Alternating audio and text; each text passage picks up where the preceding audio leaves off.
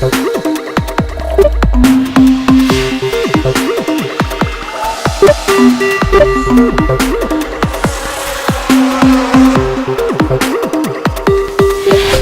encontramos precisamente acá en la comunidad de Chicabracán I, es una comunidad del municipio de Santa Cruz del Quiché, con el objetivo de venir a hacer entrega acá a la población, materiales que ellos solicitaron a través del COCODE, ¿verdad? El material que ellos solicitaron les sirve para construir un aula que ellos necesitan acá en la comunidad. En vista de que la población escolar ha estado en crecimiento, según tenemos entendido, ellos están utilizando un salón comunal y eso en realidad pues no es adecuado para recibir sus clases los niños, y prueba de ello de que el día de hoy venimos a hacer entrega de materiales como cemento, bloc, costaneras, hierro,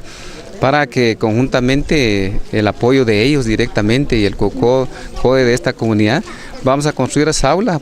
así de iniciarlo de inmediatamente, ya se va a empezar ya el día lunes, para que los niños pues tengan el ambiente adecuado para que puedan recibir sus clases, y que en el futuro pues vamos a seguir trabajando con esta comunidad, porque creemos que la educación es primordial. El señor alcalde lo ha dicho siempre, va, de que la educación es principal para que los niños pues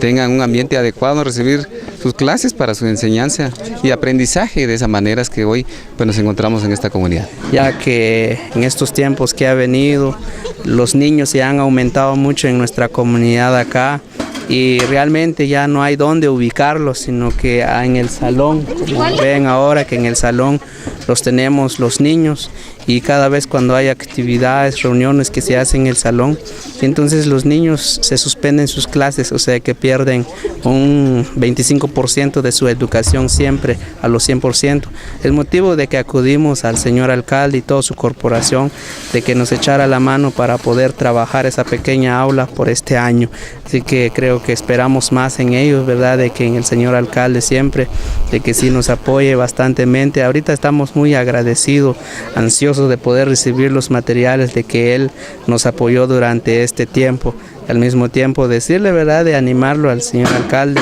y estamos con él siempre apoyándolo, de que sigue así trabajando, sobre todo en la municipalidad.